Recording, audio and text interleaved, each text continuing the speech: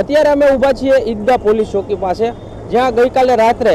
એક યુદ્ધ થયું હોય એવો માહોલ સર્જાયો હતો। મહિલાઓ દ્વારા ઈદગાહ પોલીસ ચોકીથી માત્ર 500 મીટરના અંતરમાં જ દારૂ અને જુગારના સ્ટેન્ડ ખુલ્લેઆમ જે ચાલી રહ્યા હતા તેના પર અનેક વખત રોક લગાવવા માટે પોલીસને અને સ્થાનિક તંત્રને જાણ કરવામાં આવી છે, પરંતુ કોઈ એક્શન ન લેવાતા ખુદ મહિલાઓ ત્યાં પહોંચી હતી અને હલ્લાબોલ મચાવ્યો હતો અને 15 થી 20 વાહનોને સળગાવી દેવામાં આવતા જ્યારે વાતાવરણ વધુ તંગ ના બને તેના માટે મોટી સંખ્યામાં પોલીસ કાફલો ખડકી દેવામાં આવ્યો છે। આપ જોઈ શકો છો કે અહીંયા ચુસ્ત વ્યવસ્થા ગોઠવવામાં આવી છે અને પોલીસ દ્વારા સઘન ચેકિંગ કરવામાં આવે છે અને કોઈ અનિચ્છનીય બનાવ ના બને અથવા તો અસામાજિક તત્વો કોઈ વધુ હલ્લાબોલ કરવાની કે અહીંયા નુકસાન પહોંચાડવાની પેરવીમાં તો નથી ને, તે તમામ બાબતે ચેકિંગ કરવામાં આવી રહ્યું છે। આપ જોઈ શકો છો કે અહીંયા ડીસીપી લેવલનો અને એસીપી લેવલનો કાફલો અહીંયા પહોંચી ગયો છે અને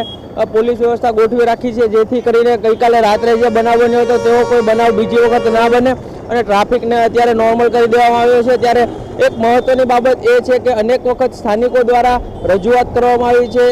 પોલીસને સામે જણાવવામાં આવ્યું છે, તેમ છતાં પોલીસ કેમ બુટલેગરો અને જુગારધામ ચલાવનારા પર મીઠી નજર રાખી અને આટલી હદ સુધી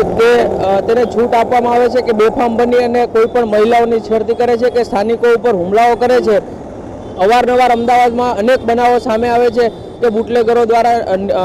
લોકો પર હુમલો કરવામાં આવે છે, નિર્દોષ લોકોને ભોગ બનાવવામાં આવે છે, તેમ છતાં તેના પર કેમ કોઈ કાર્યવાહી નથી કરવામાં આવતી। અનેક સવાલો પોલીસ તંત્ર પર ઉઠી રહ્યા છે, ત્યારે આ બનાવમાં પોલીસ શું કાર્યવાહી કરે છે તે જોવું રહ્યું। કેમેરામેન કૃણાલ રાણા સાથે કશ્યપ જોશી, ન્યૂઝ ઓનલાઈન, અમદાવાદ।